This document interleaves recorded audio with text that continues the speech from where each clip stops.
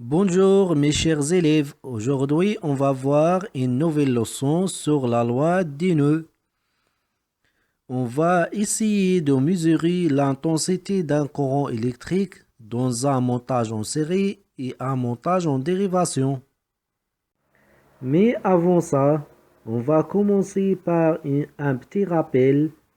L'intensité d'un courant électrique est caractérisée par le symbole unité internationale, l'appareil de mesure et la méthode de montage. Pour le symbole, l'intensité est notée par grand I. Pour l'unité, c'est l'ampère, grand A.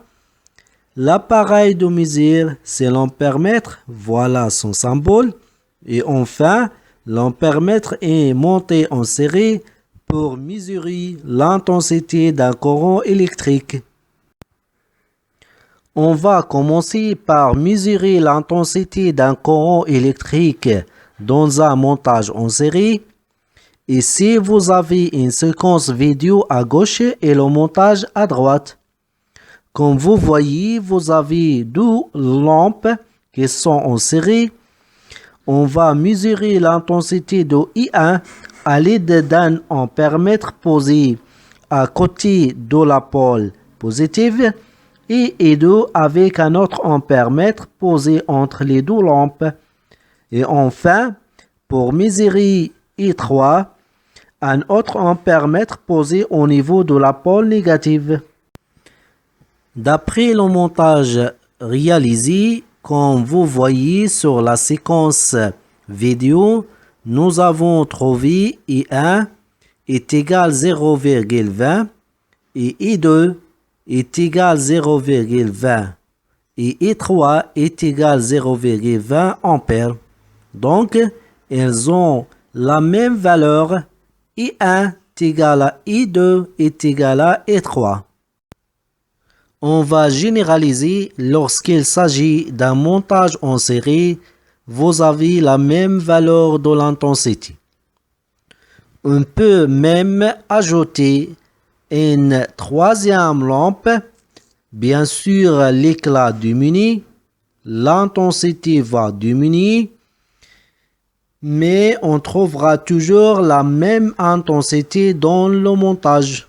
Maintenant, on passe à notre montage en dérivation. On va mesurer l'intensité du courant électrique. La même chose, vous avez une séquence vidéo à gauche et vous avez le montage à droite. Comme vous voyez, vous avez deux lampes qui sont en dérivation et vous avez trois ampères-mètres. Le premier pour mesurer I1. Le deuxième pour mesurer le I2 au niveau de la branche numéro 1. I2 qui passe par la lampe L1. Et troisième ampère-mètre pour mesurer I3 qui passe par la deuxième lampe.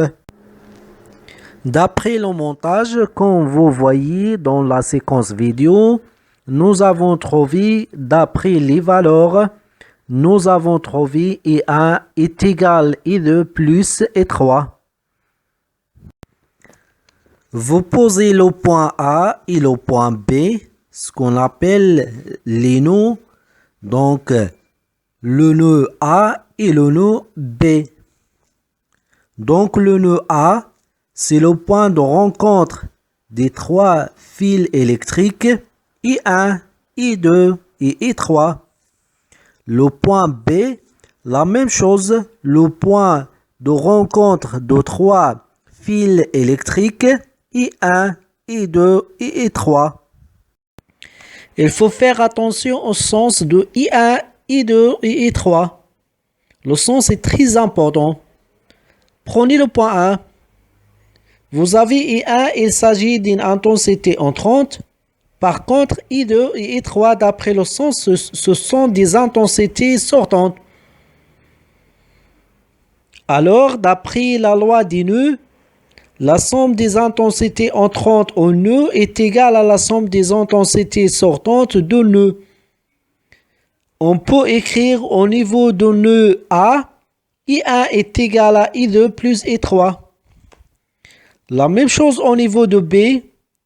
Au niveau de B, qu'est-ce que vous avez?